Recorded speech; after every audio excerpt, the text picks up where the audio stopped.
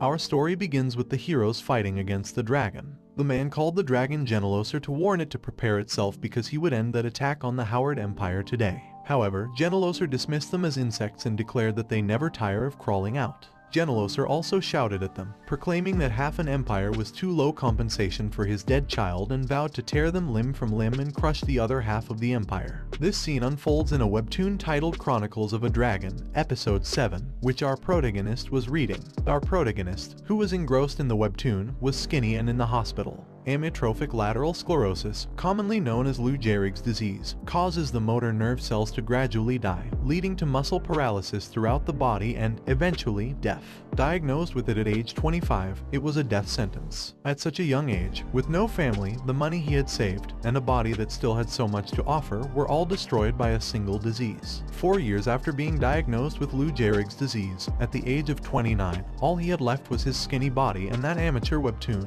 It was literally all he had left. While he was engrossed in reading, his heartbeat was normal, but then it slowly flatlined. He heard it and thought that this was the end. His eyes slowly closed, and through blurred vision, he saw the doctor rushing toward him, but he just thought that, after all, he wouldn't be able to see the end of the webtoon he was reading. Then, his heartbeat stopped, but then it slowly resumed and he came back to life. Suddenly, he saw a bright light and, when he opened his eyes, he saw someone in front of him. The man excitedly looked at him, causing confusion. Then the man lifted him up, which allowed him to see himself in the mirror and wonder what the hell was going on. He was horrified when he realized that he had become a dragon and shouted in horror. At first, he thought he was going to faint. He went through denial of reality, and after coming to terms with it, he tried to figure out what was happening. Once he accepted the reality, he realized that he had reincarnated as a dragon. He remembered that in all the novels and webtoons he had read, there was never a weak dragon. So, he thought he couldn't complain about being reincarnated as a dragon because he became the strongest being in the world. Most importantly, while a cat only lived 10 years, a human 80 years, a dwarf 250 years, an elf 1,000 years, and a fairy 3,000 years, the average lifespan of a dragon is 10,000 years. In his previous life, he had to work from a young age, then got sick and died in his prime years. But now, he thinks life is different and that being reincarnated as a dragon with a long and healthy life is the ultimate gift. He happily cheered for himself and shyly wondered why he was feeling so excited, thinking that with this new form, he could overcome any obstacle in his way. He proudly declared himself a dragon when someone approached behind him and lifted him up, calling him Lois. The person then asked why he was so excited and suggested they go eat. As they approached the dining table, the man put a cute bib on him. However, he could only stare at the food in horror, noticing its unappetizing and moving appearance. The man inquired if something was wrong and if he wasn't hungry, then mentioned that the food was best when fresh, so he should eat. Reluctantly reaching for it, he thought he would never get used to this but remembered the saying, "When in Rome, do as the Romans do." As a dragon, he needed to follow dragon laws. To his surprise, the food tasted like strawberries. He happily dug in, but then noticed the man in front of him brimming with joy and asking if he liked it, encouraging him to eat up because there was more. He told the man that his eyes were very expressive and called him his father, expressing his reluctance to eat any more, which saddened the man. The man tearfully asked what was wrong and reminded him to call him dad, not father, and sweetly tried to coax him into saying dad. He just looked at his father, thinking to himself that he was, indeed, a damn dragon. Then, realizing he didn't even know his father's name, he asked what his dad's name was. His father, surprised he had only now thought to ask after a month, replied that his name was Geneloser. He stopped in horror upon hearing the name, connecting it to the formidable dragon from the webtoon he had been reading. Shocked and panicky, he stumbled down from his chair. Geneloser called out his name in confusion, but he could only walk backward, shaking. Then, he ran away, crying and shouting that it couldn't be true, leaving Geneloser in shock. He ran swiftly, unable to believe what he had just heard. Opening a door, he found himself inside a library. Grabbing a book from the shelf, he began flipping through it, only to stop on a page in horror. He saw the Howard Empire mentioned, recalling it was the name of an empire from an amateur webtoon he had read before his death. After reading the book, he realized he hadn't been reincarnated as a dragon by chance but had become entwined with the webtoon's narrative. Geneloser then called out to him, asking worriedly if he was hurt. Realizing Geneloser's gentle and caring nature, he wondered if he would become a genocider. He remembered Geneloser's line from the webtoon about not being able to live peacefully again due to their arrogance and his vow to dye the entire continent with blood. This made him recall that Geneloser went insane after his hatchling was killed by humans. Then, he asked Geneloser if he had an older brother. While attempting to feed him fruit, Geneloser replied that he was the oldest. Panicking, he asked Geneloser if he planned to have more children. Genelloser responded with a no, explaining that he had promised his mother they would have only one child and raise it well. Dizzy with this revelation, he realized that if there were none before and there would be none after him, then he must be the hatchling that dies. He remembered that in the webtoon, Genelloser loses his child and goes insane, attacking the Empire. Collapsing to the ground in shock, Genelloser rushed to help him. But his mind was occupied with the thought that he was merely a trigger for the story to begin. He was the child of a villainous dragon who would perish before the story even unfolded. Tearfully, he realized he had become a dragon fated to die, a terminally ill dragon. Later, he was in the room, lying amidst jewels, gold, and other valuables, feeling depressed. He couldn't believe that, like in his previous life, he was still terminally ill and wouldn't even get to spend all that money. He asked himself if he was dying again, if it was all for nothing. But then he furiously shouted no. He couldn't die like this. The next morning, he reached for the book, grabbed it, and started reading. He knew that he had to remember the year Genelloser went into berserker mode, because if he could find out the year Genelloser went berserk, he could determine when he was scheduled to die. After trying to recall, he eventually remembered it was in 3589 AC. Relieved that he remembered, he began to write. He thought that since it was currently 3090 AC, it would be between the ages of 498 and 499, so he figured out it was 1 year before he reached adulthood, and he was going to die as a child. He crumpled the paper, refusing to accept his fate, and swore that for the next 499 years, he must survive. He wouldn't back down, he would conquer life itself. Later, at the dining table, someone could be heard eating rapidly. It was him, devouring the food in an instant, leaving his father stunned in shock. He told Genelloser that he wanted another bowl, and Genelloser immediately agreed, handing him a full bowl of food and telling him there was plenty, so he should eat as much as he wanted. While he was busy eating, a fly appeared above them and flew down to his spoon. Just as he was about to put the spoon in his mouth, Genelloser shouted, calling his name and slapping the spoon away from his hand. He angrily asked Genelloser what was going on, and Genelloser, worried, explained that he almost got himself into trouble. Then Genelloser showed him the fly, explaining it was an artificial creature his father was researching. It wasn't dangerous to dragons like them, but since he was young, it might be dangerous because it was highly poisonous, which shocked him in horror. Stunned in fear, while Genelloser laughingly assured him that since he hadn't eaten it, he must be okay. Genelloser, looking at the fly, wondered if it had escaped the lab, while he realized in horror that it was close and decided he needed to start paying more attention. A moment later, he walked to the red carpet surrounded by robot knights, happily reading when one of the robots glared at him and moved to attack from behind. Sensing a presence behind him, he stopped walking and looked back. But he shouted in fear when he saw a blade launching at him. Fortunately, Genelloser arrived in time, pushed him away, grabbed the sharp blade, stared at the robot with his eyes, and released a violet, powerful energy that caused the robot to explode into pieces. Genelloser asked if he was okay and thought it was strange because he was sure he had set it up so it wouldn't harm him, but he was stunned in disbelief that he had almost died twice just now. A few days later, there were no more suspicions. Instead, he was convinced. Emerging from their mansion alongside Genelloser, he was delighted to witness the vast beauty of the land. He was astonished by the size of the place. Genelloser pointed towards something and explained that it was the left fang of the earth, one of two gigantic mountains at the continent's edge, renowned for being the abode of many mysterious races. Upon hearing this, he speculated that it might be larger than Mount Everest, observing that it differed significantly from what he had seen in books. Then, a butterfly caught his eye, and he chased after it, exclaiming its beauty. Suddenly, the clouds darkened, and a rumbling sound emanated from them. A bolt of lightning then struck him, leaving him burnt and confused. Genelloser rushed to his side in concern, but another thunderbolt hit him, making him realize the gravity of the situation. When the clouds rumbled again and he was struck by lightning for the third time, he wondered if the script intended for his demise. Genelloser, in tears, shouted his name while holding him, now unconscious. The next day, he lay in bed, weeping, shaken by the thought that he had nearly died. He couldn't fathom the odds of being struck by lightning thrice in the same spot in such a brief span.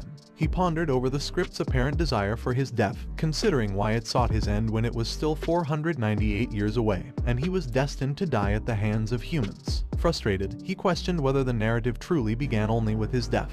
Reflecting on how the webtoon's baby dragon survived 500 years, he touched his forehead, overwhelmed by the complexity. While pondering, he suddenly sprang from his bed, realizing there was no time to waste. He needed to act to save himself from the death mark. He dashed to the room, flung open the door, and called out to his father. Genelloser greeted him warmly, inquiring about the matter. He asked Genelloser if they had any protective equipment at home. Genelloser confirmed they did, but noted it was too soon for him to use them. To wield such equipment, one needed something called attribute power, which required extensive training. Geneloser then patted his head, reassuring him that there was plenty of time to learn, given he was still young and had hundreds of years ahead.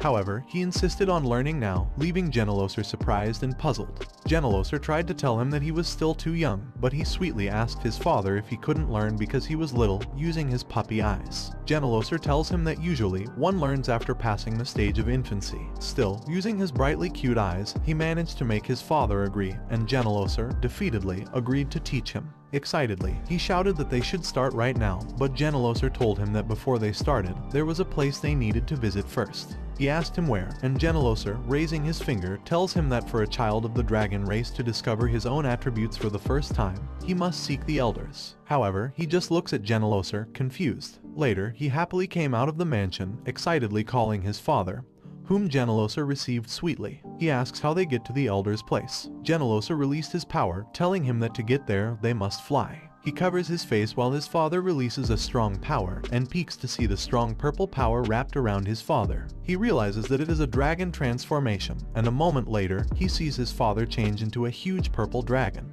Amazed, he couldn't believe that it was a real dragon. Geneloser opens his palm and tells him to climb up. He climbs into Geneloser's claw, and Geneloser begins to fly into the sky, telling him to hold tight. As Geneloser flies up, he tries to shout that it is so high, but only mumbling words came out from his mouth. A moment later, as Geneloser is still flying upward, he asks how high they are going. Geneloser, laughingly, replied that they were still a long way off. Then, they pass the clouds. He wonders if they are going to soar through the atmosphere and into space, but then Geneloser tells him that they are almost there, and he sees a bright land floating above them. Shocked, he sees it, and Geneloser explains to him that it is the sacred land of use, the dragons, and it's called Silver Flower Castle. They then arrived at the castle, and he was amazed to see that it was even bigger when they were close. Geneloser turns back into his human form and tells him that they should go in. They walk inside and head to the center where the dragons are gathered. Sandra, the leader of the 13 dragon elders, tells them that they are there. Geneloser gracefully greeted them and introduced himself as Geneloser, the son of Pamis, but he just stutteringly said hello to them. Bardus, one of the elders, asks Geneloser if this is his child and tells him that his child looks very smart and gentle for the grandson of Pamis, which makes Pamis call Bardus a bastard. Then Geneloser greeted his father Pamis, and Pamis, one of the 13 elders, tells Geneloser that it's been 623 years, and the last time he came was to introduce his wife, Valentina. Then Pamis angrily tells Geneloser that he should have shown his grandson as soon as he was born and asks why he has to meet his grandson for the first time along with the other old folks. Geneloser explains that Lois was born just a month ago and asks Pamis if he wants to force Lois to come there. Pamis looked away in anger but then turned his gaze to him, who was looking back. He stared at Pamis in amazement. They stared at each other for a moment, and then he sweetly called Pamis grandpa, which made Pamis's blush. Then, laughing, Pamis told him that he was his grandfather and what a fine-looking child he had for a grandson. The other dragons noticed that Pamis absolutely adored his first grandson, and acknowledged that Pamis had been longing for a grandson for so long, they suggested letting Pamis enjoy the moment. Sandra asked Geneloser if he wanted to know Lois's attribute and if it wasn't a bit too early. Geneloser replied that he had thought the same, but Lois had expressed his wish to learn. Pamis proudly shouted that Lois was a passionate learner, just like his grandfather, making Sandra annoyed and telling Pamis to be quiet. Sandra sighed, knowing that Pamis never stopped, and ordered Lois to step into the center. He worriedly looked at his father, but Geneloser assured him that it was nothing serious and all he needed to do was just stay still. So, he walked into the center and stayed still as Geneloser had told him to do. Sandra announced that they should begin, and they all released something in their palms together. Then, a different color of light emerged in front of him, leaving him amazed. Sandra ordered him to close his eyes and chant to his lifelong companion. He followed Sandra's instructions and chanted for his lifelong companion to come forth. Then, a bright light emanated from him. Sandra was shocked to see his attribute, and Geneloser was astounded to discover that it was an abstract attribute, which meant time.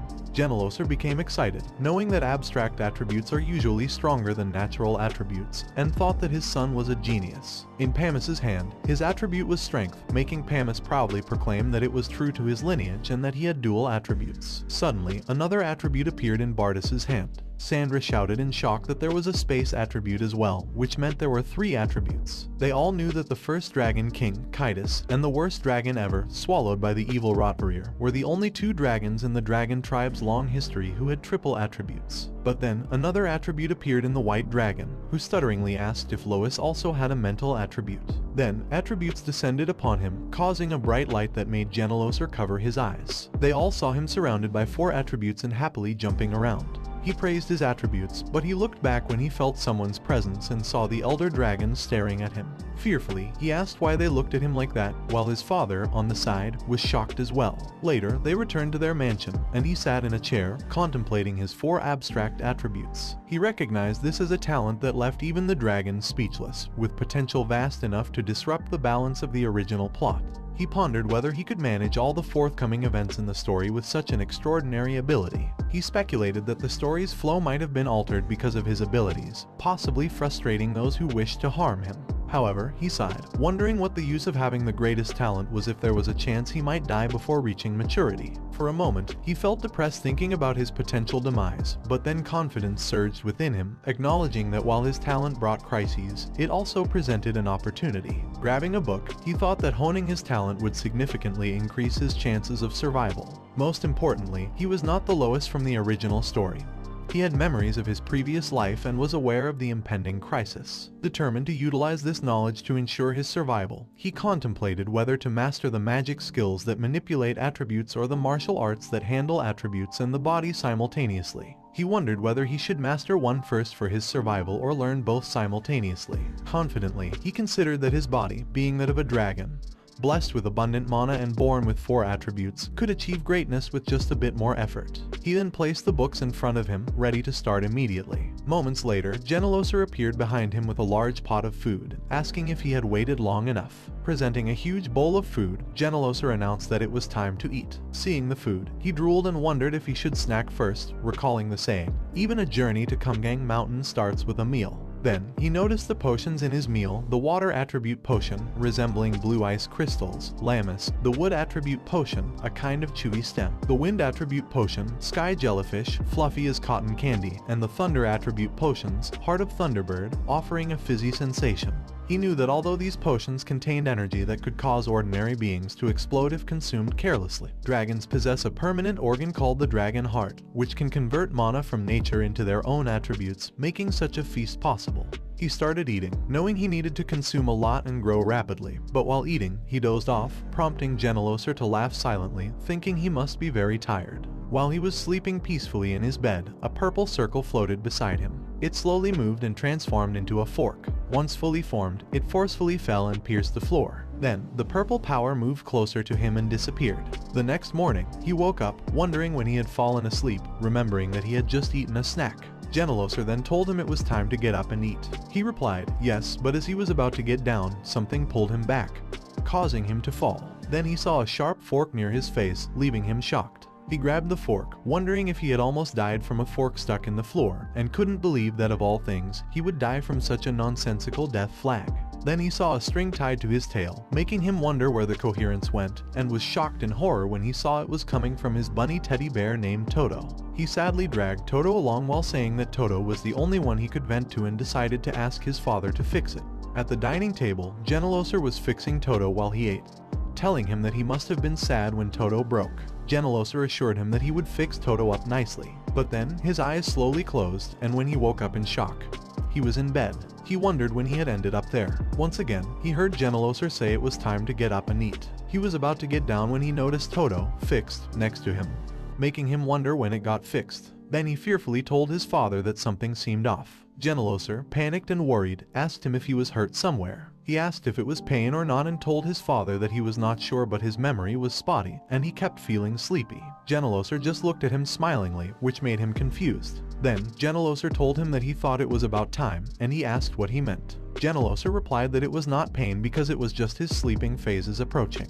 He explained to him that dragons have 2 sleeping phases for growth, and he was feeling sleepy often because his first sleeping phase was nearing. He asked Geneloser how long he would sleep, and Geneloser replied that there is no exact time, but roughly it could be 100 years. He was stunned in horror upon hearing this. He cursed, knowing that just a few days ago he had faced that absurd death flag, but now he had to sleep for 100 years, panicking at the thought that it was literally asking for him to be killed. He ran away, crying, and shouted that it couldn't continue, leaving Geneloser in shock. Then he tied a cloth around his head and opened the book with determination, thinking that he needed a plan to stay awake as much as possible. He planned to avoid eating because a full belly makes one sleepy, skip showers because they tend to relax him, minimize movement to avoid exhaustion, and not go near the bed because just seeing a bed makes him want to lie down. After writing his plan, he decided to stay awake as much as possible, but just a moment later, he felt drained from not having a meal, tired, and wanting to sleep. Suddenly, he heard someone rushing behind him, and when he looked back, it was Genelloser holding a spoonful of food, shouting at him that he needed nourishment. Genelloser tried to put the food in his mouth while telling him to eat just one spoonful, but he ran away, causing Genelloser to shout his name in frustration. Then he walked into the library, thinking that it was a close call, and he nearly ended up eating it. He looked at the book, knowing that he couldn't afford to let his guard down until he found a way to resist sleep. Then, he read in the book that he should stand, pinch his thighs, eat something spicy, splash his face with cold water, and avoid reading books to stay awake. But then, his eyes slowly closed. He slapped his face hard to stop himself, but the tiredness was crawling over his body. He slapped his face once more, but he couldn't resist the sleep anymore and blacked out. Later, Genelloser continuously called his name to wake him up, and he woke up in shock because of it. Genelloser asked him if he slept well, but he replied that he hadn't slept. He had just dozed off for a bit. Genelloser congratulated him, making him confused, and he asked his father what the celebration was for. Genelloser replied that they were celebrating his 100th birthday. 100 years ago, Genelloser entered his room while calling his name and telling him that he had brought a snack, but found Genelloser asleep amid the books. Realizing he had fallen asleep while reading that adorable book, he gently picked him up and laid him on his bed. Worried, Genelloser thought it would have been better if he had eaten more before sleeping. But since he was already asleep, he simply hoped he would wake up safely. Then, Genelloser patted his head, sweetly wishing him good night and promising to see him tomorrow. While Genelloser was peacefully working in his room, he heard something heavy fall, causing him to jump in shock. He rushed into Lois's room, asking what the hell was that, and was shocked to see Lois stuck in the bed. He immediately removed the wood and asked Lois, with concern, if he was okay and if he was hurt, but Lois just talked in his sleep peacefully. Looking around, he noticed no sign of a breach and couldn't believe that the legs made from noble periton wood had simply broken out of nowhere. He lifted Lois to take care of him, but in the decades that followed, a number of mysterious incidents continued to occur, as if someone was trying to kill Lois. He came close to dying many times. Genelloser didn't understand why these things kept happening to his son, so as a safety measure, he created safeguards in every possible way. Genelloser's lifespan had been shortened slightly, but it didn't matter to him as long as he could keep his son safe. For the past 60 years, Genelloser hadn't had a single good night's sleep, and with 4120 incidents threatening Lois's life, he wondered if someone was really trying to assassinate Lois and who could be behind it. Genelloser knew that the world had forgotten the dragons, and only a few xenomorphs were aware of their existence, making him wonder how any being could harm Lois without him realizing it. He also knew that only dragons would have that kind of power, but everyone living nearby protected their clan's hatchlings as if their lives depended on it, making him wonder if all those incidents were mere coincidences. In the peaceful mansion of Genelloser, a huge explosion occurred, sending a robot knight flying. Genelloser looked at them and angrily asked how those mindless creatures dared harm his son. The knights launched their attack on him, but with a mere raise of his hand, he unleashed his power around them. The dark power consumed the knights, and a purple light killed them instantly, but it didn't stop there, it slashed them into pieces. Genelloser then withdrew his power and stared at the pieces of knights on the floor. Then the scene shifts to Genelloser approaching his father, but Pamis simply told him that it couldn't be helped because geniuses always need to overcome numerous obstacles. Not only that, but many other trials and tribulations would befall Lois in the future, similar to what the first King Dragon experienced. Genelloser wondered if Lois's talent was so formidable that there were efforts to eliminate him. Clenching his hand, Genelloser thought that it couldn't be the case. Even if it were God, fate, or anything else, he would protect Lois from everything. Back in the present, Lois stared at himself in the mirror, examining his face. He wondered if he had grown a bit and angrily jumped around, shouting about having slept for 100 years, yet hardly growing at all. He then realized that he hadn't paid attention before, but now he recognized he had lost a significant part of his life. He pondered why he was still alive when he had been on the brink of death every day. Questioning if he had been safe while asleep, he was unsure of what to make of it. After a moment, he decided not to dwell on it anymore, thinking it didn't matter how it happened. What mattered was that he was alive. Genelloser then told him that it was almost dinner time and that he should get ready to eat and come downstairs, to which Lois replied affirmatively. Lois noticed the significant bags under Genelloser's eyes and wondered what was wrong with his father and if he was aging, making him surmise that he was indeed a tragedy. However, he proudly declared that he would be a good hatchling and listen to his father from now on. Sweetly, Lois told his father to wait for him, mentioning that he was hungry. He then inquired why his father looked so tired, but Geneloser simply asked back if he appeared tired. Lois affirmed and advised him to get some sleep before working again, to which Geneloser laughingly agreed. Years passed, and a little boy stood aside. The boy gazed at the tree before him, raised his wooden sword, and swung it down, causing the tree to vanish. Exhausted from his training, the boy heard someone call out, "Master, Master Lois." Then, unexpectedly, something inside the towel handed it to him. He grabbed the towel, revealing the small maid hidden within.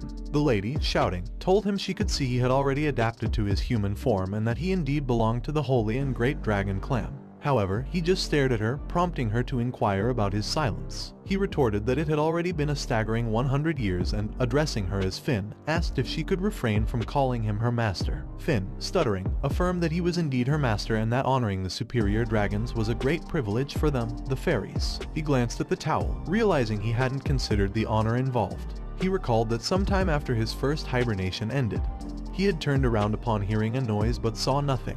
Yet, he was certain he heard something and noticed the box on the table moving. Then, Finn emerged from the box, gasping for air, claiming there was no oxygen. Shocked by her appearance, he swung his tail to push her away, causing her to slam into the wall and fall to the ground, unconscious. Observing her, he questioned what this giant fly was, then picked her up with a pen, lifting her into the air. She awoke, startled to see him, and swiftly freed herself from the makeshift restraint. Gracefully, she introduced herself as Finn, royalty of the Starlight Fairies, expressing her honor in bringing him pleasure in the future. However, he merely looked at her, leading her to request being put down, to which he complied. Once settled, he inquired about the kind of pleasure she referred to. She retrieved a cloth nearby and revealed it to him, then unveiled a collection of beautiful garments, explaining that the Starlight Fairies had meticulously prepared a Starlight Fairy disguise playset version 23. This set, embracing the genderless nature of the fairy family, included outfits for both men and women, demons, and celestial beings to suit any situation, boasting a wide variety of choices, including some limited edition sets. The highlight of this set was her, a noble Starlight Fairy with the perfect physique to complement any outfit. Realizing it was akin to a perfect dollhouse set, he asked if she implied he could use her as a living toy. She confirmed with a smile, stating that, as the holy, great, and wise baby dragon, he had understood correctly. However, he outright rejected the idea, throwing her away while exclaiming his disapproval. He questioned his father about why such a gift would be given to him, only to learn it was highly sought after by hatchlings. Despite the popularity, the notion of treating a living being as a doll unsettled him, prompting his decision to return the gift. Yet, Finn, with tears in her eyes, pleaded for him not to cast her aside, offering to do anything, even his laundry. Clinging to his tail, she begged him not to discard her, and in that moment, he realized that being a dragon's companion was a significant honor and a sure path to greatness, recalling that the first fairy king who unified the fairy clans had been the childhood companion of the first dragon king. After days of crying and pleading, Finn was accepted as a subordinate. Being 800 years old, she possessed more knowledge than he did and proved to be surprisingly helpful with the minor details. When he seemed lost in thought, she inquired about his contemplations, to which he replied it was nothing. He then mentioned that, having completed his exercises, he intended to return to his studies, a plan Finn supported. With her innate talent for spatial manipulation, Finn was like a personal storage system for him, effortlessly retrieving items from subspaces. She handed him a book, suggesting he study the advanced concepts of mana separation and manifestation, for which he expressed his gratitude. Finn then prepared a table with plates, tea, and food pulled from her space, making him realize the convenience of her abilities. As he settled down to study, he acknowledged the need to adjust to this new arrangement. Suddenly, the sky darkened with rumbling clouds. Closing his book, he noted the recurrence of this phenomenon after a few days. As lightning struck, Finn called out his name in concern, but he calmly captured the thunderbolt within the watch on his wrist. With a proud smile, he raised his watch, remarking on his numerous encounters with lightning. Finn exclaimed over the thunder elemental stone in his watch, explaining its principle. The purer and stronger the power, the more gently it flows. However, she noted it was a low-grade, unstable attribute stone that, upon absorbing more lightning, risked becoming saturated. Observing the thunder elemental stone was full and required changing, another bolt of lightning descended, prompting Finn to panic and rush to his side.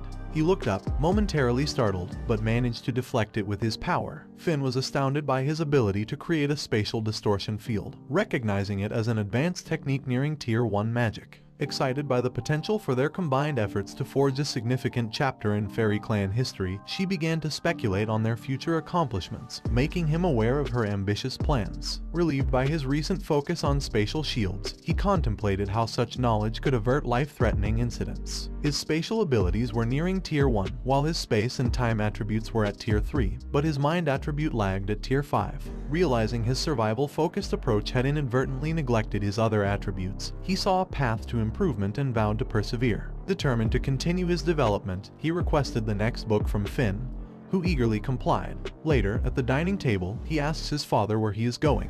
Genelosser sadly replies that he is going to Silver Flower Castle because Kurdesher is retiring that month. He asks Genelosser if Kurdesher isn't his grandfather, and Genelosser replies that while Kurdesher is retiring, he thinks the grandfather is still a bit too involved. He tells Genelosser that his grandfather's friends are like grandfathers to him too, to which Genelosser thinks he will always do as he pleases. He tells Genelosser that he understands his grandfather is retiring, but he wonders why he needs to go there. Genelosser replied that he was assigned to Elder Kurdasher's position. Amazed, he proudly tells his father that he is so powerful, and Genelosser replied that if he says so, then it must be true. He knows that he is not the only one who has grown over the years. His father, who had been top tier for a long time, finally achieved Tier 0 in dark attributes. Even the average dragon can't do it, but his father reached it at the age of 4,000, a young age for a dragon, which is enough to make Genelosser the final boss. He remembers that in the original story, Genelosser, the berserker who ravaged the continent, had two main attributes, dark and magic.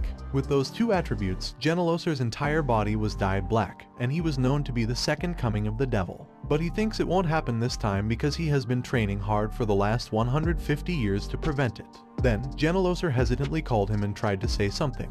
He sighingly asked Genelosser what it was, and Genelosser replied that he didn't think he was going to be home for a while, which shocked him. Then Genelosser explained that normally, parents of hatchlings aren't chosen for this duty, but this time, there is no one else capable enough for the position. However, the succession process is normally very long, but it'll only be 10 years this time. He sadly asked his father if it was going to be 10 full years, and Genelosser, approaching him sadly, was told with a smile that it would pass quickly, leaving Genelosser shocked. Then he tells Genelosser that he thought it was going to take another couple of 100 years, but 10 years is only a decade, and he has recently started studying lawlessness theory, so he'll speed it up. But he stops when he sees his father sulking on the side. He asks Genelosser if he expects him to cry and begs him not to go. Genelosser tearfully replies that he doesn't know what to expect. Then Genelosser asks him if there is anything he wants to eat and tells him to give him a second because he'll get him some more snacks. He sighed and told his father that he was not a child anymore. The next day, outside the mansion, Genelosser tells him that the nutritional pills are in the freezer, so he shouldn't skip meals just to practice. He adds that the emergency first aid kit is in the third drawer of his room, so if he gets sick, he should find it and use it. As Genelosser is about to say more, he interrupts, shouting that he'd be okay and that Genelosser should just leave already because he had been repeating the same advice for an hour. He angrily tells Genelosser that he is not a kid anymore and that he'll only be alone for 10 years. Genelosser then gives him something and explains that it is a natural object called a communication stone. They come in pairs and, when energized, can communicate over long distances. He looks at the communication stones, thinking they look quite expensive. He asks his father if they'll be able to communicate even though he'll be at Silver Flower Castle. Genelosser is stunned for a moment and sadly realizes that the stone's range doesn't extend that far, making him think this is something even the smartest people overlook. He puts the communication stone in his pocket while telling Genelosser that he always said, "No news is good news," so he shouldn't worry about him and should focus on his projects, which Genelosser stutteringly agrees to. Genelosser then opens his wings and says he guesses it's time to leave and that if he needs anything, he should look in his room. Then, as Genelosser flies away, he shouts that he can also read his books if he gets bored, and reminds him not to skip meals and to eat well. Genelosser also shouts that it's dangerous outside the city, so he shouldn't leave, making him think that his father is overprotective, but understandingly so, since Genelosser has protected him from many threats over the past 100 or so years. He then smiles, realizing he'll be on his own for a while. He jumps in happiness and runs to his mansion, shouting that it's his mansion now. However, later, he is seated in horror as Finn cries and begs him for help. Then, two people approach Finn, laughing and reaching for her as she tells them not to come any closer. They just grab her and laugh creepily, making Finn beg him to save her. He rescues Finn from the two individuals and angrily confronts them about their presence. The twins, relieved, rush towards him. Both speak at once, overwhelming him, and he requests they speak one at a time for clarity. Canny, the elder twin, informs him that their father has departed for Silver Flower Castle, leaving them to their own devices. Con, the younger, adds that Geneloser mentioned he would return in 10 years, suggesting they are as concerned as he is. Canny explains they visited to alleviate any boredom he might be experiencing, a notion that irritates him, though he maintains composure, suggesting perhaps too bluntly they should leave. Con's loud objection questions his hostility, while Canny hints at an unspoken boundary he's crossed. He reflects on the twins, who reside on a neighboring peak as fraternal twin dragons born a millennium apart. Their introduction by his father was meant to console him over his lack of growth, finding their youthful appearance and playful nature initially endearing. However, their unsolicited visits soon became a nuisance, disrupting his solitude. Frustrated by their interruption, he questions the wisdom behind his father's decision to introduce them. The twins, undeterred by his irritation, insist their visit was to provide companionship, believing he would appreciate the gesture. Con, attempting to lighten the mood, reveals a sword, suggesting it as a form of entertainment. Surprised by the weapon, he quickly confiscates it, examining its craftsmanship and the enigmatic lightning crystal embedded within. Curious, he inquires about its origin, but the twins only offer puzzled looks, equally captivated by the sword's unique feature. Con replied that he got it from his father's storage room. Then, Canny takes out two swords, happily telling him that they took them from their father's storage. He asks if they got permission from Uncle Carlos, who is the twins' father, but the twins just look away, making him realize that they sneaked in. He knows that the sword is a magic sword with a spatial attribute stone and it contains much more power than he possesses. Then, he noticed that the crystal lit up, and he wondered if the line on it was a magic circle. He thinks that it seems to do something and asks Finn what she thinks. She replied that she thinks it was broken and had lost its function. She then tells him that she didn't know exactly and it was a very high-level spell, but she had seen many subspace swords and staffs like it. Still, the circle is very complex, so the size of the subspace must be very large. He smiled upon hearing this and shouted that he'd test it out himself. He thinks since that sword came from a dragon's treasure trove, Carlos must have hidden something great in the subspace, and he decided to claim all of it. A few hours later, he was busy fixing the sword while the twins were lying in front of him. Canny tells him that she is bored, and Con asks him when it will be over. Suddenly, he shouts, making the twins look at him excitedly, and he proudly tells them that he has fixed it, making the twins excited and telling him to test it. He tells them to hold up because he was going to push the elemental power first and begins to push it with his power, but he realizes that it is a lot more energy than he thought and wonders what the hell is being kept there. Suddenly, the stone released a circle that became bigger and bigger. He covered his face, asking what it was and if it wasn't the subspace. The circle began to consume the air around them, making him panic. But then a bright light came out from the circle and consumed them. In the ice cave, the circle appeared and transported them. He opened his eyes in confusion and was shocked to see that they were floating. Then, they all fell and slammed into the ice hard. Finn worriedly asks them if they are okay, and Con replied that he thinks his ass is split while he was shaking on the ground, face first. He stands up, asking where they are, and looks around. He notices that they are in the cave, and suddenly, the stone and the sword lights up and explodes into pieces. They are all stunned to see it, and Con cries and shouts that he has broken his sword. He panically tells Con that it was not a sword, it was an attribute stone. But Con just cried hard and shouted that he had broken his attribute stone. He asks Canny if she knows to whom the sword belonged, and she replies that she heard it belonged to her great-grandmother. He inquires whether her great-grandmother was a spatial mage, but she admits that she doesn't know much more than that. Realizing he was at an impasse, he knows he needs to at least understand its purpose, so he can use it as well. Finn then calls him over to show him something. They walk to where Finn is calling from and see a sword pierced into the ground at the center. He looks at the broken sword, questioning what it was, and figures out that the sword was not a subspace treasure trove, but an interdimensional gate connecting two different places. Cursing, he realizes that his greed for treasure blinded him and that he should have been more cautious. He starts walking, prompting Canny to ask where he is going. He replies that he needs to find out where they are so they can get home. Then, he tells them to come with him, which the twins follow. A moment later, they arrive at the end of the cave and stop upon seeing that it is blocked with ice. Gathering his power in his hands, he proudly tells them he'll get them out and throws it, hitting the ice blocking the way. The ice shatters into pieces, and they are surprised as the bright light hits their faces. Then, he notices that snow has entered the cave from the outside. While the twins are amazed, He climbs the ice to see the outside and is stunned by the sight, prompting Khan to ask what is wrong and what is going on.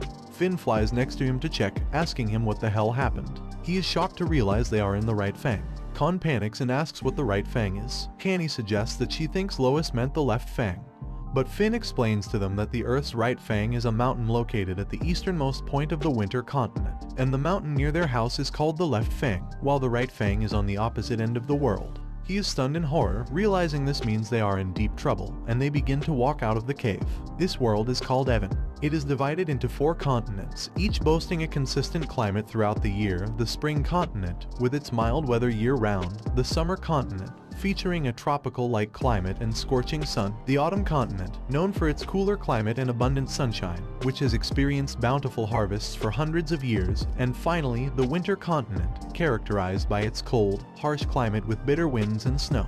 The Genelosers' home, the Nokchai mountain range, is located at the westernmost tip of the spring continent, and they are now at the exact opposite end of the winter continent, near the Earth's right fang, located at the eastern tip. Then, he smiled and laughed heartily while crying, making the twins wonder what was wrong with him. He scratches his head, thinking that the reincarnation ordeal was bearable, but he wonders if he will be able to overcome it. He shook in fear, knowing that he was constantly threatened and that the outside world was full of danger. Also, he didn't mean to stray from his house, but then he snapped and wondered what would happen if someone discovered that he had disappeared from the castle. Then, he fears the Geneloser might turn into a berserker. Then, he remembered that he had a communication stone. So, he pulled it out of his pocket and was glad that he brought it. But he was down in the snow, guessing that they couldn't reach space after all, making the twins ask him worriedly what he was doing. He asks Finn if it was possible to cross the East Sea, and she replied, shouting that it was not possible.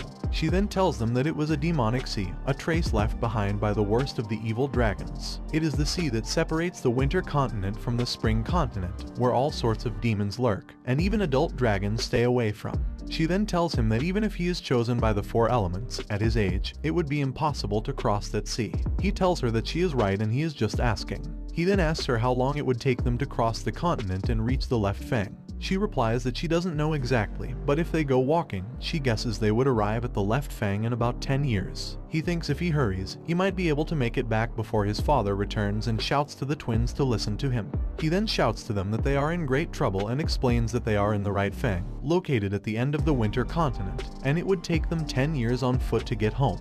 Canny asks him if they will go flying, but he angrily asks her back if she really wants to get kidnapped, making her confused. He then tells them that they should forget it because they can't fly and they'll walk like humans and arrive in 10 years. Khan raises his hand and asks him what if they don't make it back in 10 years. He replied that his father would be back in 10 years, and if they were not there, the twins, stuttering, asked him, what then? He replies that they'll set the whole continent on fire looking for them.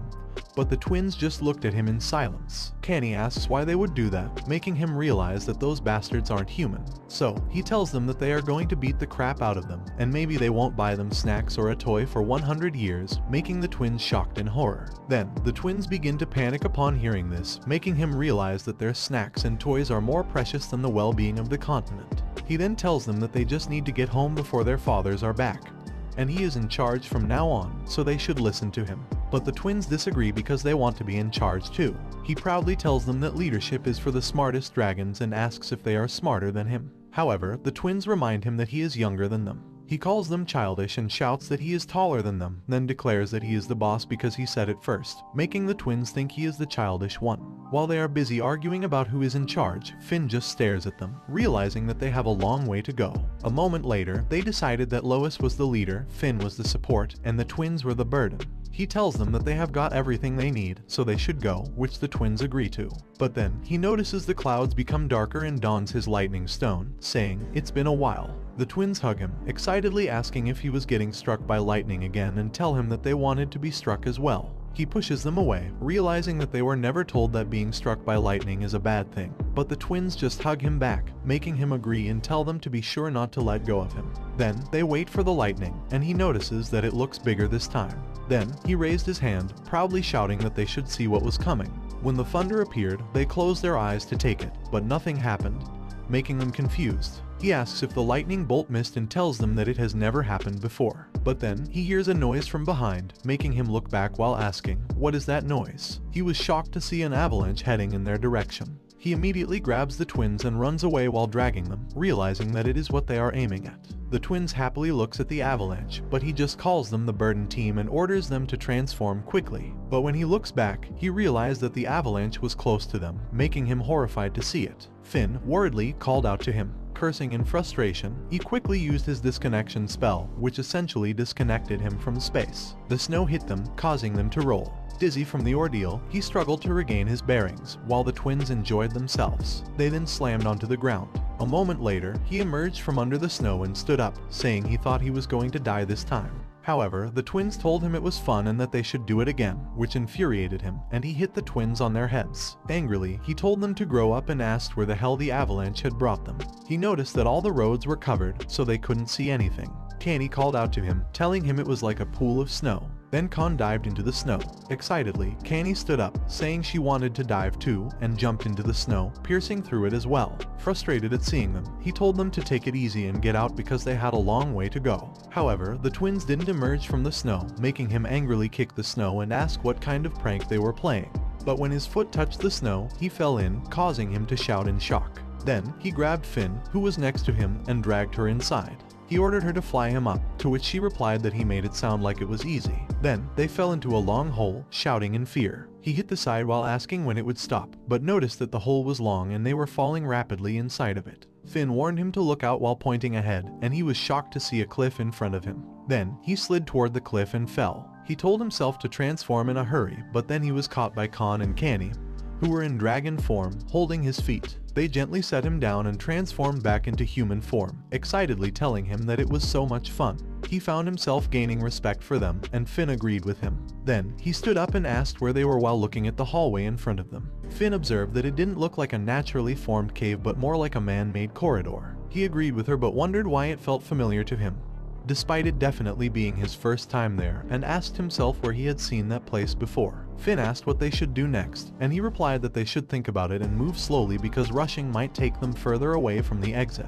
However, the twins ran toward the hallway, shouting that they thought the exit was there, and planned to check a different side, which made him angry and he shouted at them to slow down. When he caught up with them and was about to say something, he stopped upon noticing their reaction and asked why they were standing there. Kanny called him over and asked what those things were while pointing ahead. He looked closer, asking her what she meant. Then, he heard something in front of them and saw a bunch of men in knight armor. The man in front opened his mouth and exhaled deeply while glaring at them, shocking him. Then, they backed away in fear as the men walked closer to them. He asks Finn what those men are, and Finn, who is hiding behind him, stutteringly replies that she thinks there are more than one of them. They then see lots of men staring at them while walking closer, but then one of the men stomps its foot down hard, causing a loud noise that makes them jump a little in shock. Then the men growl at them. Kon, confused, asks if those guys are really humans. But Kanny calls her brother a dumbass and tells him that humans don't have red lights in their eyes. He stutteringly asks what those are and if the man in front was the Winter General. He remembers that before the Webtoon story began, the heroic King Valencia saved everyone from a world crisis. After Valencia saved everyone, even in the afterlife, Valencia was said to be overworked and noticed that it was the place where that general was said to appear called the Ice Tomb of the Great Hero King, making him wonder if that place really was the Hero King's tomb. He sighed in relief, realizing that the Hero King's tomb was that far away from their home, and thought that it was an unexpected coincidence. But then he wondered if it didn't mean that the item from the Webtoon was there too, if that was the Hero King's tomb. Suddenly, Finn calls him while pointing to the front and worriedly asks him if he thinks they look a bit too aggressive. He called Kon and Kanny, who immediately agreed, and then tells them that they should get rid of them. The twins excitedly dash to the front, and Kon jumps toward the men. Kon then lifts his sword and launches it while shouting that he'd go first. The man blocks Kon's sword with his axe, but the axe cracks from Kon's attack, and eventually, Kon slashes the axe together with the man. The man releases a bright light from his body and explodes. Kanny shouts that it sucked because she wanted to go first while a man is launching an attack behind her, but she notices it in time and speedily slashes the man with her two swords, making the man explode too. He tells Finn, who was watching as if it were a movie, that those twins are not bad. He then notices that the twins aren't just playing around either, their strength is comparable to that of a second-tier samurai, making him feel comfortable with them by his side, especially as the knights retreat in fear. He activates his time power, thinking that he needs to speed things up, and attacks the knights with his temporal law to slow time. The chains from his time power grab the knights' axes, and even though the knights try to take their axes back, they can't move them because the time chain is slowing them down. Khan tells Canny that they are getting slower, and Canny responds that Lois must have enchanted their weapons with a temporal crystal. Khan, proudly raising his sword, tells his sister that if that's the case, they should take this opportunity. The twins then dash toward the knights, shouting that they should finish all of them. The knights are shocked to see this, but Canny just slashes at them while laughing as if she were merely playing. On the other hand, Khan enjoys slashing them and watches as they explode one by one. Khan excitedly shouts that they were exploding and popping like popcorn.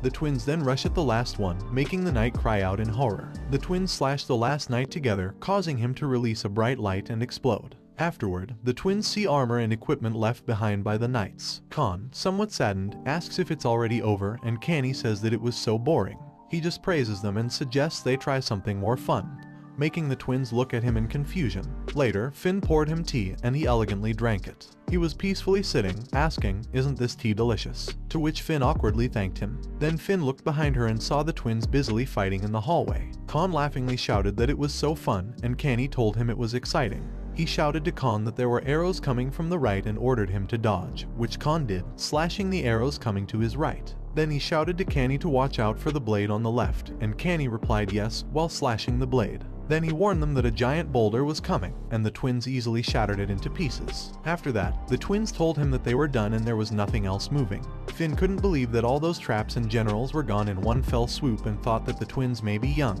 But dragons are still dragons. He stood up from sitting and told them that it looked like they were pretty much done there. Finn, who was busy putting things back in her inventory, asked him where that place was, and he replied that they were in the Hero King's tomb, making Finn shockingly ask him if they were where Hero King Valentia resides. He proudly replied yes and explained that it was the place where Valentia was buried, a dungeon of sorts, with monsters and traps designed to ward off intruders who want to disturb the king. Once they have overcome all the traps and obstacles and made their way through the many passageways, they'll reach the heart of the tomb where a sweet reward awaits. However, he knew that the tomb was made to be found at the start of the adventure, to give some starting equipment to the party. He also tells Finn that it is a beginner's dungeon and he is pretty sure no one has visited that place yet. In other words, all those treasures will be theirs. While he was busy laughing silently, the twins looked at him, confused. He then praised the twins and told them that they were almost there, so they should be ready, to which the twins replied yes. He then led the way, telling them that they should go. A moment later, they arrived at the end of the cave. They stopped walking and were in awe upon seeing a huge ice cave. Finn tells them it's so big, and the twins tell him there's something up ahead that's big and ugly. He replies that he knows because he's seen it. It's the final boss, the 10 Giants. He notices that it's just like the original story, which means the treasure should be right behind the door in front of them. He calls the twins to instruct them but is shocked to see them both glaring back in anger at the Giants. He smiles, thinking they make a great pair, and notices they don't seem to be intimidated at all by the giant enemies. He knows that dragons are destined to rise to the top from the moment they fly, and at that very moment, those young ones are baring their teeth as they look down upon those far below them. He asks the twins if they see what he means. Canny responds that it's hilarious, and Khan tells him he's the best. He releases his power, telling them they should end it, and the twins dash toward the giants while excitedly replying, yes. The giant raises its axe to attack, but the twins slash it first, making the giant growl in pain. Then, he puts his power into the giant and closes his palm, ordering it to burst. The giant begins to crumple its body, then it explodes into pieces. While the twins are arguing about who will kill the rest, he is slowing the giants down, and Finn is watching them in silence from behind. She awkwardly laughs and tells them they are amazing. A moment later, Khan happily says that it was fun, and Canny says she's going to get a good night's sleep, while he laughingly approaches the door, telling them they should check out their reward. They walk closer in front of the huge door, and the twins excitedly tell him to open it. He puts his hands on the door, telling the twins he's opening it, and pushes. They are all stunned to see a swarm of gold and treasures inside the room. Khan rushes into the room, shouting that there's more treasure than in his father's storage room, and dives into the pile of gold, while Canny and Finn are amazed, looking at the gold. Finn looks at him and tells him to look at the gold, but he just walks straight ahead, making Finn confused. Then he stops and sees the Hero King Valentia inside a block of ice. Finn asks him if the man inside the ice is Hero King Valentia. Touching the ice, she remarks that so many years have passed, yet King Valentia is still alive. He then notices something at the bottom and stares at the letters on the ice. He asks if it's an ancient winter language and recalls that from the origin, creatures of light and darkness were born. They were designed as good and evil, and as the remaining light and darkness intertwined, chaos ensued. In the midst of that turmoil, a distinct boundary emerged, separating good from evil. The earth was created, and earthly beings were born from both sources. The good and the evil creations, who called themselves exalted beings, were unaware of the world below. They only dreamed of dominating each other, and the conflict between good and evil caused all other beings on Earth to suffer. Eventually, those on Earth who couldn't bear it drew their swords against the good and the evil. The dragons led the way, followed by the humans and the half-breeds. After a long struggle, the victorious earthly beings scattered to the continents of the four seasons. Over time, they forgot about good and evil, and they forgot about the dragons who took up the task of vigilance. But Hero King Valentia warned everyone that the dragons who sacrificed themselves for peace would return to the world once again, as would those good and evil beings. As the last generation to hear about that war, King Valentia left it to them and asked them to pass down the story. He wonders if there was such a thing in the original universe. He then angrily calls Valentia a bastard for leaving that daunting task to them. But he knows that it isn't important right now because he has found the Book of Lawlessness of Hero King Valentia. Valentia, an unorthodox genius who reached the 0 tier in the human body, wrote a theoretical book containing the sum total of everything he accomplished in his life. It's no exaggeration to say that the original protagonist, Swordsman Kendrick, became the strongest in the human world. But he knows that compared to that book, all the other treasures are insignificant. He then looks at the gold and thinks it would be a shame to leave it behind, so he decides that they should take some. He got closer to the gold and was busy grabbing some when the block of ice containing Valentia cracked. He looked back at the sound and was shocked to see the crack spread until the ice shattered into pieces. Stuttering, he said, "This is ridiculous." Valentia then pierced his huge sword into the ground and slowly moved, making him wonder if the Hero King Valentia was awake. Valentia opened his eyes, causing him to step back in panic, realizing this wasn't part of the original story. Valentia then raised a finger and pointed at him, stating, "That is not his property." The twins fearfully asked him what the hell that was, and he replied, "That's Valentia, the Hero King." Canny, in disbelief, asked if it really was the Hero King. He confirmed it and explained that Valentia was a tier 0 warrior, so they couldn't deal with him now.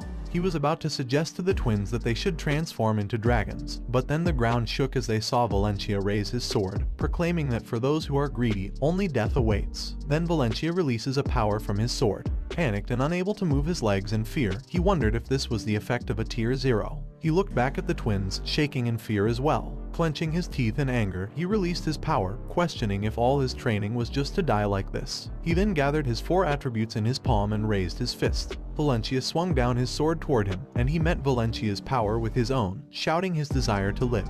He was glad that his attack reached Valentia, but Valentia's power continued directly at him and struck him, breaking the floor in the process. The force of the attack caused Finn to roll around, and when the attack subsides, Finn regained her senses, shocked to see the ground in half. Horrified, she reached out her hand and worriedly calls Lois, who was hit by the attack. He opened his eyes in confusion and checked his body, wondering if he was still alive. Finn rushed to hug him and shouted, "Thank God you're okay." He pushed Finn away, puzzled over his survival. Then, he noticed something shocking, Valentia stopping himself. Canny, stuttering, told him to look at it while pointing to the ceiling, and he was astounded to see it split in half. He couldn't believe that a blade could split the cave's ceiling and glanced back at Valentia, incredulous that a single human could achieve such a feat. Then, he noticed Valentia grasping the hand that held the sword, wondering if Valentia had changed the slash's direction at the last moment. Valentia then tightly squeezed his hand, forcing him to release the sword. Valentia looked up at them and called them young dragons, urging them to protect themselves. He asked Valentia what he meant, but Valentia, slowly turning to ash, told them to go and be careful. As he questioned Valentia again, the wall began to collapse, and Finn, panicking,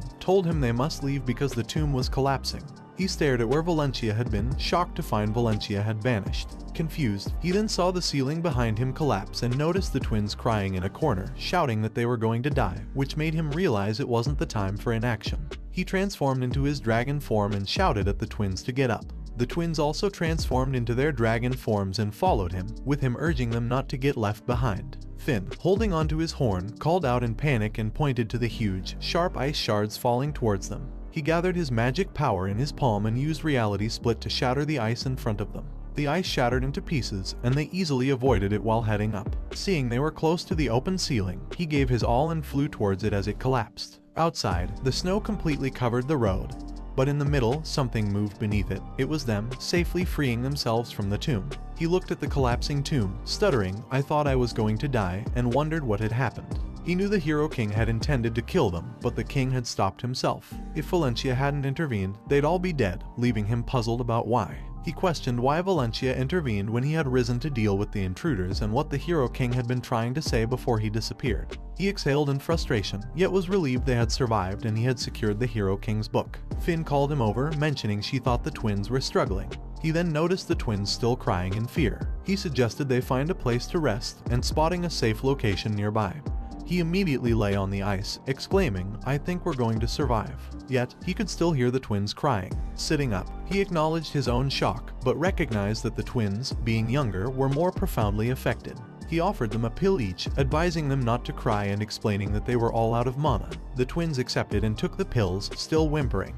He also consumed one, realizing he had never exerted himself to this extent since his reincarnation. After taking the pills, he lay back in the snow, calling out that it was time to rest. The twins, exhausted, crawled to him and lay next to his arms. Finn, smiling, encouraged them to get some rest. The three dragons then fell into a deep sleep, overwhelmed by fatigue. The next day, the twins are running and playing around happily, full of energy. As they throw snowballs at each other, he tells Finn that it has been snowing everywhere since yesterday, and asks if it isn't getting boring. She replies that, after all they have been through, the twins are still full of energy. He agrees with her and mentions that he thought she wanted to praise the dragons. He then looks back and tells her that they have reached a deserted area because he can't find a house or a village. He asks her if there are any monsters in the winter continent because they haven't encountered any along the way. She replies that the winter continent is home to more monsters than any other continent, and because of the cold climate, there is always a shortage of food. Furthermore, there have been tons of stories about monsters hunting humans for food.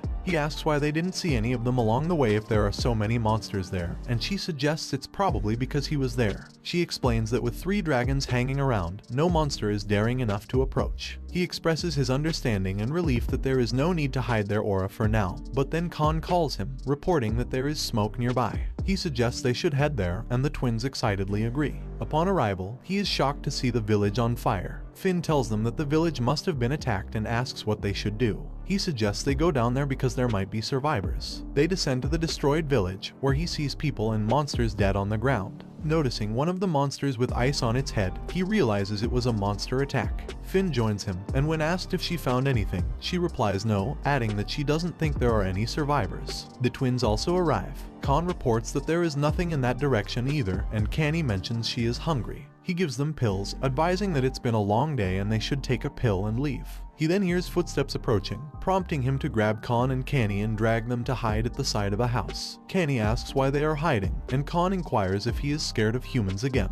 He replies that he isn't afraid, but his deadly situations can get tangled with random events. The twins are confused and ask what he means, but he simply tells them to hide their aura and be quiet because the humans are coming. He looks at the people, silently begging them to just pass through because he doesn't want to get caught. One of the men reports to the headman on the horse that the monsters have attacked the village and there seem to be no survivors. The man replies that he understands and will report to the Archduke himself. Then, the man heads to the carriage to report to the Archduke, but the Archduke replies that he has been informed and will see for himself. The carriage door opens, and the Archduke of Canberg emerges. The Archduke asks someone inside the carriage if she really needs to see it for herself, especially considering the condition. But the woman inside replies that she is the Archduke's wife and that if people have been harmed on her lands, it is her duty as mistress to comfort their souls. The Archduke agrees with her will, and she, the Archduchess of Canberg, steps down from the carriage too. She then sees a lot of people and monsters dead on the ground, along with a child, which makes her dizzy. She tells the Archduke that she is alright, but the Archduke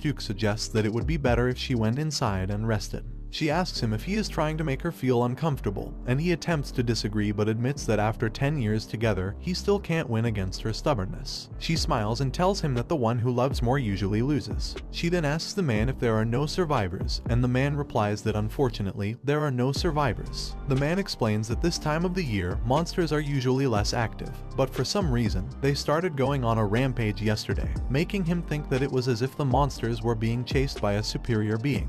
The Archduke tells them that it was his fault because if he hadn't mobilized the village, this wouldn't have happened. However, the Archduchess tells him that it was not his fault, so he shouldn't be hard on himself. On the other hand, Lois, who was listening to everything, wonders if the village is like this because of them and feels his conscience being pierced. Suddenly, someone burps loudly, which the knights hear, shocking him to see that it was Khan. The man with the knight loudly asks who they are and orders them to come out now or they will cut them down. Panicked, he wonders if this was a motivational story about parenting. The man orders them to come out again, adding a warning. Wondering what to do, knowing that hiding isn't a viable option, he contemplates their next move.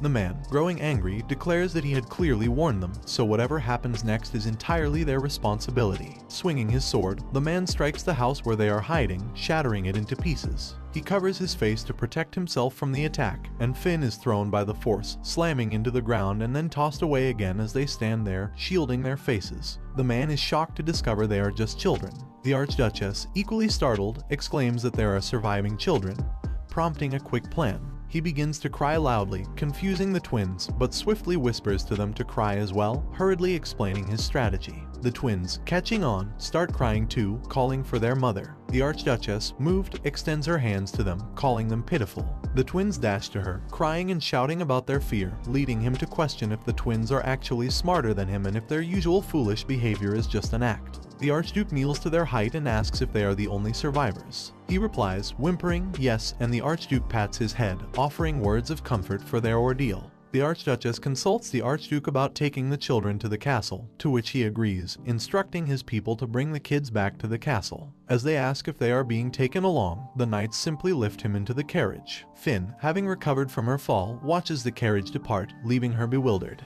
Later, in a bathtub, he showers, pondering how they ended up in this situation merely by attempting to appear pitiful, a plan that went too well, partly because the twins acted convincingly and they didn't anticipate the kindness of these people. Resigned to their current circumstance, he decides to observe and wait for an opportune moment. The twins call him over, joyfully splashing water on him. The water hits his face directly, causing his hair to fall forward, which amuses the twins greatly. While he appreciates the twins' carefree spirit, he becomes annoyed when someone remarks on how pretty and sweet the twins are, finding the noise overwhelming. The maid then suggests they change and eat, which they all agree to. A moment later, the maid calls the Archduchess to report that the kids are there. She looked at them and was surprised to see them well dressed, remarking that she almost didn't recognize them.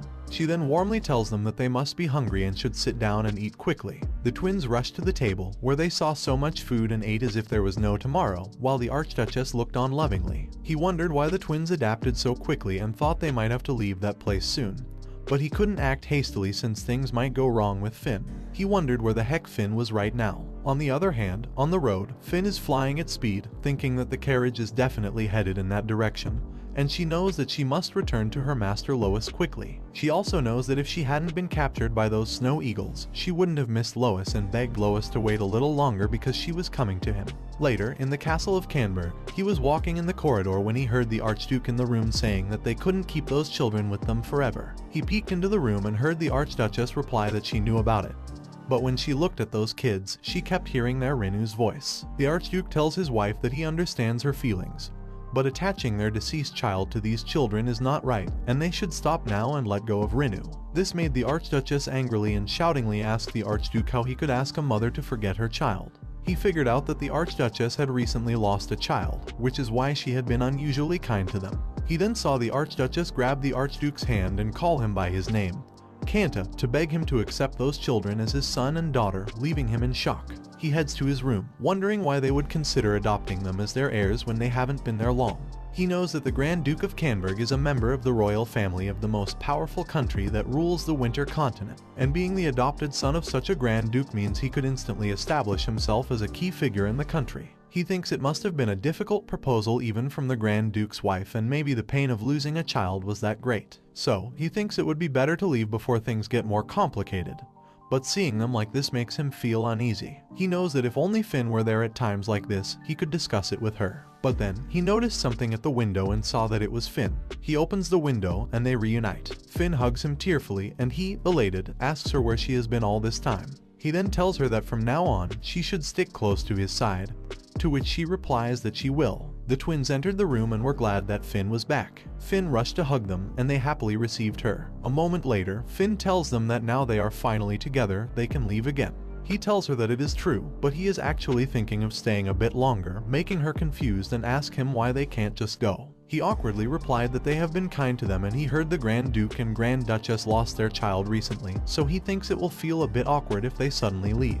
Finn looks at him in silence, so he tells her that they are not in an urgent situation either and they can gather more information about the winter continent. But Finn knows that normally Lois is very composed, but Lois seems vulnerable in situations like this. However, looking at Lois being so affectionate makes her want to serve him even more. She then tells him that if he feels uneasy, she has a suggestion, making him ask her what it is. She explained to him that dragons have considered first encounters important since ancient times, and in a way, the Grand Duke and Grand Duchess were his first acquaintances, so he could leave a simple gift and go. For example, if the issue is not having children, it would be solved if they create one. He tells her that it was easier said than done, but creating a child isn't something that can be done easily. But then, he figured out something and knows that they don't need to give them the baby immediately, so when their child is born, it will be fine for them to suddenly disappear. He tells her that it is a good idea, and she proudly tells him that it was just a suggestion. He then asks them if they should prepare for the next step. The next morning, the Grand Duchess is on the balcony, lost in thought, when someone calls her. She turns to see the twins excitedly approaching, telling her that she should play with them. Smiling, she asked them if they were bored and if they wanted some cookies, to which they eagerly agreed. They then happily chatted while he hid behind the door, telling the twins that he trusts them. A moment later, the Grand Duke was walking with his men, engaged in conversation, when he noticed him smilingly looking at him. The Grand Duke and his men stopped when they saw him. The Grand Duke asks him if he needs something, but he replies no. The Grand Duke then inquires where his friend is, and he replies that they are playing with the Grand Duchess. The Grand Duke asked him if he was not afraid of him, to which he replied, not really. The Grand Duke knows that usually, children are scared of him and won't even dare to approach him, but Lois is unusual, just like his son Renu. The Grand Duke then smiled, lifted him up, and asked him if he would like to play with him, to which he happily agreed. Then they walked away to head to the Grand Duke's study room, leaving the men in tears, knowing that it's been so long since the Grand Duke smiled like that and thinking that they are like precious gems. A moment later, he was serious and in a meeting with the twins and Finn. He asked the twins if they successfully completed the mission.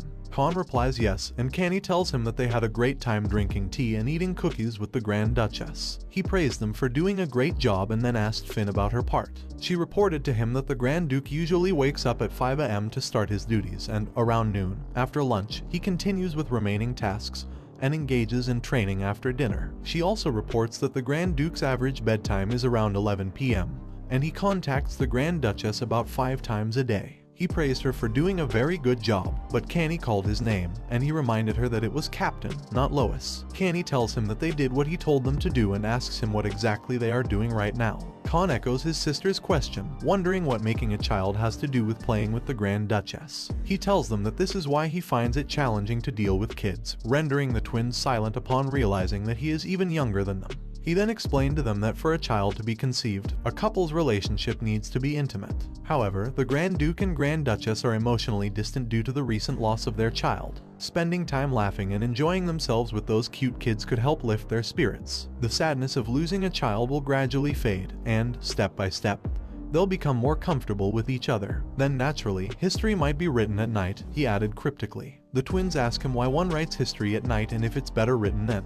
He frustratingly replies that there is something to that effect and that kids don't need to know more. He then grabs a book while the twins look on, annoyed, and places a book of alchemical formulas for elixirs, featuring 1,000 variations, on the table. He then asks himself if he should start for real. Finn saw that the book he was about to read contained alchemical formulas for elixirs and asked him what it was. He replied that he found it in his father's library while researching ways to enhance the effects of elixirs and had experimented with various elixirs, but got caught by his father. His father then sealed the book after scolding him. He couldn't believe that his research to overcome his time-limited life would come in handy like this. He then found the page where the elixir of ecstasy for couples experiencing boredom was written and saw that a few drops could reignite the dwindling flame of love.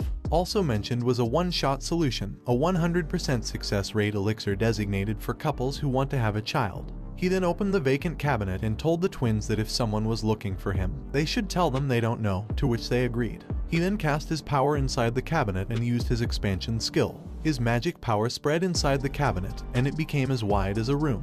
He thinks the space is enough for him and asks himself if he should start making elixirs in earnest. Later, in the dark kitchen of the castle, someone inside the pot lifted it, and Finn looked around to check if anyone was there. When the kitchen was clear, she took out a potion from her inventory. She looked at the potion in her hand and remembered Lois telling her to sprinkle those potions on the ingredients the Grand Duke and Grand Duchess would eat tomorrow. He also reminded her to only put the potions on the ingredients the Grand Duke and Duchess would consume. Finn looked at the food in front of her and wondered how she would know which ingredients the Grand Duke and Duchess would eat. She thought for a moment and sprinkled the potions on every food because she didn't know where it was. She then flew to another part of the kitchen and opened the potion bottle, thinking to sprinkle it on the grains too because she knew they were making bread to eat. She then put the potion in the water, lifted the water with potions with her power, and when the water gathered in a circle, she spread it to every grain in the room. She proudly shouted that her mission was complete and, laughingly, flew back to Lois to give her report. In the next evening, Lois peeked into the Grand Duke and Duchess's room, thinking that if Finn had followed instructions, the food the Grand Duke and Duchess had eaten today would have contained the elixir. He then heard ladies talking, which made him shock and hide again.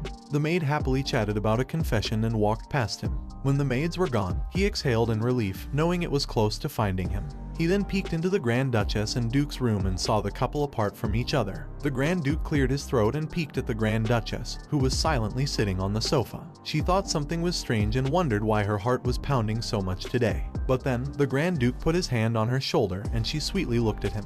The Grand Duke told his wife that she looked exceptionally beautiful today, making her surprised and sweetly stare back at the Grand Duke. While the Grand Duke and Duchess were loving each other inside the room, he nodded proudly and said that it was a holy night. Suddenly, the twins appeared and asked him what he was doing there and what was holy, making him jump a little and shout in shock. The twins persuaded him to tell what it was, but he just covered his mouth and dragged the twins while angrily whispering to them that they don't need to know about such things. He then peeks into the Grand Duchess and Duke's room, knowing that they have done what they needed to do. The next day, the Grand Duchess was refreshed, walking in the corridor and saying that it had been a while since they had such sunny weather. But then she noticed the maids panicking around. She asks them what makes them so busy that early in the morning, and the maid stutteringly reports it to her, making her rushingly open the door and ask the maid inside what nonsense it was and why the children were missing.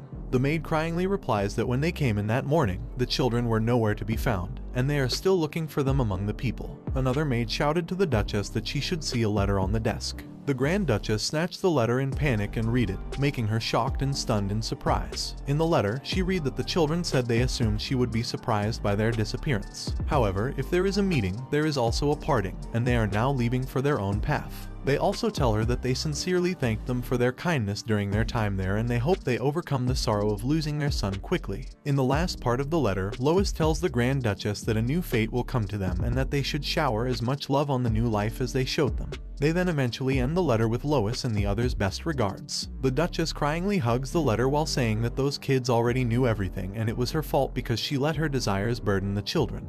But she wonders what they mean by a new life and what on earth it means. A few weeks later, the doctor shouted that it was good news and reported that the Grand Duchess was expecting a new life. She was confused at first, but the Grand Duke excitedly held her hand. She then remembered the letter from the children and was shocked to realize what it meant. She tearingly told the Grand Duke that the new life mentioned in that letter was a new baby, and the Grand Duke responded that it seemed those children already knew that she would conceive a baby. She cryingly tells the Grand Duke that those children must have been fairies sent by the god, and the excited Grand Duke shouts that they can't just let that rare opportunity pass, so they should open the warehouses and distribute bread to all the commoners right now, which the men followed and baked a swarm of bread for the commoners. Then they distributed them without knowing that the potion Lois made was inside the bread they made. So that year, the Duchy of Canberg recorded the highest birth rate in history. The unintentional gift created by someone's small mistake would later lead to a huge butterfly effect, but it was still a story from a distant future. As for Lois and his companions who left the duchy, the twins excitedly shout to him that they love traveling so much and they should do it again 100 times. He tells them that they should travel for at least another 10 years, but the twins shout to him that instead of 10, they should do it for 100 years, making him silently frustrated, and Finn beg him to stay strong. He thinks he wasted too much time in the duchy, and if unexpected situations like it keep happening, the journey will only get longer. He knows that they need information to quickly cross the continent to minimize their travel time, but he knows that there is no immediate solution for now. Canny calls him in excitement and asks him why there aren't any monsters now. Khan then appeared on his other side and told him that he was confident in catching monsters. He tells them that there are 3 dragons roaming around, emitting a strong smell, and asks them what kind of crazy monster would approach them. Khan smells his clothes while asking if they are smelly, and Canny tells him that she doesn't smell anything. Frustrated, he just tells them to forget it. Khan asks what about bandits, and Canny asks him if there are no bandits there. He replies that with a clear view in every direction and nothing but snow as far as the eye can see, even if there were bandits, they wouldn't know where they would come from. He He adds that unless bandits suddenly sprout from the ground. Suddenly, bandits emerge from underground behind him and, stuttering, shout at them not to move and hand over everything they have. The twins are excited that the bandits appeared and have sprung up from the ground, making him unable to believe it and ask himself if it was for real. One of the bandits, who is shaking from the cold, notices them and hits one of the men while shouting that they are just kids. The man angrily shouts that he was stuck in the cold snow all day just to catch those brats and asks what they were going to do now. The other man, stutteringly, replies that looking at the kids' clothes, they seem to be from a decent household and asks how about taking them hostage and demanding money. The man thinks for a moment and agrees, telling his companion that it's better than going back empty-handed. He then orders his men to go and tie the kids up, but Lois shouts at them to hold on, making the men stop and ask if they don't feel anything strange there. The man asks what he is talking about, and he replies that it's just 3 kids in the middle of nowhere without any guardians. He then asks if it wouldn't be quite uneasy if they were in their shoes. The men look around, asking if he is implying that there are adults nearby, which he replies there aren't any, making the man ask why he would then say such a thing. But he just tells them to think about it for a moment. Finn whispers to him, asking what they should do, and he replies that those guys surely have looted treasure, so they should plunder everything without leaving a single thing behind. The twins excitedly tell him that they should play again and go play at that uncle's place. He asks them what kind of nonsense they are talking about, but then he realizes it's not a bad idea. If they were going to rob those bandits, it would be more profitable to raid their base. The bandits' leader asks his men what they are doing and why they are all standing there blankly when he tells them to seize the children immediately. The man is confused when he sees him raising his hands in the air. He shouts to them that they surrender and will follow them quietly, leaving the bandits stunned in confusion. He then shouts, begging them not to hurt them. Then they followed the bandits peacefully. The twins happily hummed while following in silence, making one of the bandits worried. The man asked the leader if he thought the kids weren't a bit suspicious, but the leader just asked the man what he meant by it. The man replied that kidnapped kids shouldn't be relaxed, but the kids they kidnapped looked like they were taking a stroll without any danger. The man asked his companion what he knew and told him that they just needed to make a profit off them, either by ransom or selling them into slavery. A moment later, the other man shouted that they had arrived, and Lois was surprised to see a huge door in front of them, but the twins excitedly shouted that it was so cool. They walked inside, and he noticed that the intricate craftsmanship was at the level he had only seen in his father's estate, making him wonder if it was really the hideout of those bandits. The chubby bandit asked him if their hideout wasn't cool and told him that it was all made by their boss. He asked the man who their boss was, and when the man was about to reveal who their boss was, the leader of the bandits slapped the back of the man's head to stop him. The leader asked the man why he was running his mouth carelessly, and what would happen if those kids went somewhere and talked about it, making the man stutteringly apologize in fear. The leader then shouted orders for the man to take the kids and put them in the prison, to which the man tearfully agreed. The man then put them in the prison, locked the cell gate, and walked away, leaving them alone. He told Finn that she could come out now, and Finn came out from under his clothes in relief. He ordered Finn to go out and thoroughly search for anything worth plundering, to which she replied that she understood. She then speedily left the prison room. Khan asked him if they could go out too, and Kenny told him that it was boring there. He told them that they should wait quietly until Finn returned and that they could have fun later, making them sad. But he didn't care because he thought that place must be the bandits' base and they must have hidden a lot of treasure somewhere there, making him feel thrilled. Meanwhile, in another room, a man was busy hammering something and successfully broke the huge stone. Then, the leader of the bandits called the man's boss to report that they were back. The man looked back and Pablo, the Blood Axe bandit's boss, faced the leader. Pablo praised the leader for doing a good job and asked if there was much loot. The man replied that there wasn't really much loot because lately, monsters had been running rampant and scaring off travelers, but they still got something. They had kidnapped 3 kids who were walking down the street because, judging by their appearance, they seemed to be from fairly wealthy families, and they could make a good profit by ransom or selling them into slavery. Pablo laughed happily upon hearing this and praised the leader. Pablo then tells the leader that he shouldn't do his work anymore and that they'll be the ones to loosen their purse strings, so they should go and see the children themselves, which the leader agrees to. On the other hand, they are peacefully sleeping in the prison when he hears the door open. The leader tells Pablo that these are the kids, and Pablo notices that they do look quite decent. He noticed that Pablo was kind of strong and, with Pablo's level of strength, he must be at least tier 3 or higher. Also, Pablo doesn't seem like the type to be a bandit in a place like this. Pablo noticed him and saw him staring with his purple, strong eyes, making Pablo jump a little in shock and fear. He was confused to see Pablo's reaction to his glare and guessed something about Pablo. He then calls Pablo a chunky uncle, making Pablo stutteringly ask him if he is talking to him. But he just asks Pablo back if there is another chunky uncle there beside him, making Pablo unable to answer. So, he asks Pablo again what his name is. The leader furiously calls him an insolent brat and asks him if he knows who the person in front of him is. But Pablo just stutteringly replies that his name is Pablo, leaving the leader looking at his boss confused and asking his boss why he is acting like this. Pablo replies that he doesn't know and he suddenly feels chills, making him ask himself if he is catching a cold. The man confusedly replies that he understands if it was someone else, but it was his boss. Upon hearing them, he was excited that Pablo took the bait. Pablo walked to the door to leave, ordering the leader to handle the kids as he saw fit, and said that he thought he needed to rest for a bit, which the leader agreed. But Pablo jumped in shock and fear when he asked him if he was already leaving and waved Pablo goodbye, telling him to take care and that he will see him later, making Pablo run away in fear, which the leader followed. Finn meets the men running away in fear on the way back and reports to him that she is back. He asks her how her exploration went, and she disappointedly replies that it seems like the warehouse and everything are empty because, instead of treasure, she thinks those bandits might starve to death. He was pissed to realize that the bandits are penniless and tells Finn that it looks like they stepped in shit. But he disagrees to accept it because he heard from ancient times that humans are the real wealth, making Finn confused and asking him what he means. But he replies that it was nothing and praised her for her good work. He then tells her that he'll be out for a moment, so she should take care of the kids, making her shocked and asks if she can't just go with him. He tells her no and that if she is not there too, the twins will cause trouble as soon as they wake up.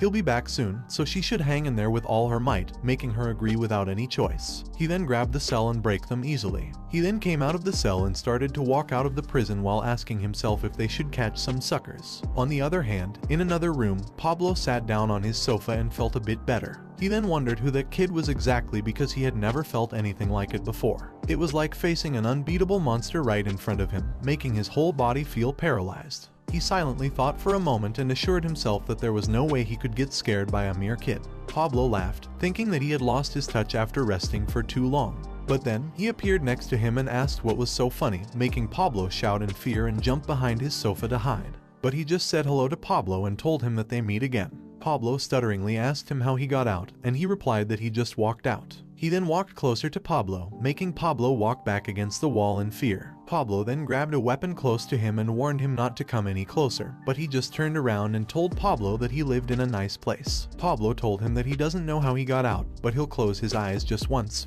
so he should leave right now. But he just asked Pablo what if he doesn't leave. Pablo stutteringly replied that if he doesn't, he has no choice but to beat him until he leaves. He teasingly responded that he won't leave and that Pablo should try hitting him, making Pablo angry and swing the weapon at him. Pablo realized that he swung with all his might because he was so angry, but he knew that it was too late to take it back and assured himself that Lois should blame himself for provoking him. But suddenly, his huge hammer stopped close to Lois, making Pablo wonder what was going on and why his hand suddenly stopped moving on its own. He teasingly asked Pablo what was wrong and if he wasn't going to hit him.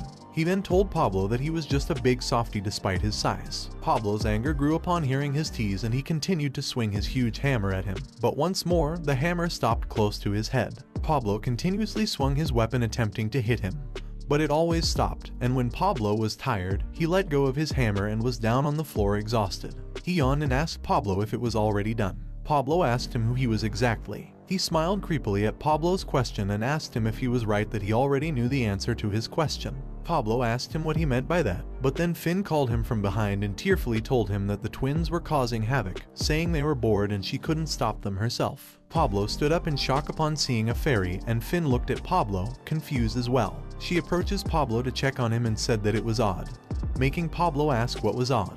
She responded that he definitely smelled like a dwarf, but his size was more akin to that of an orc. He told Finn that Pablo is a half-dwarf, probably born between a human and a dwarf.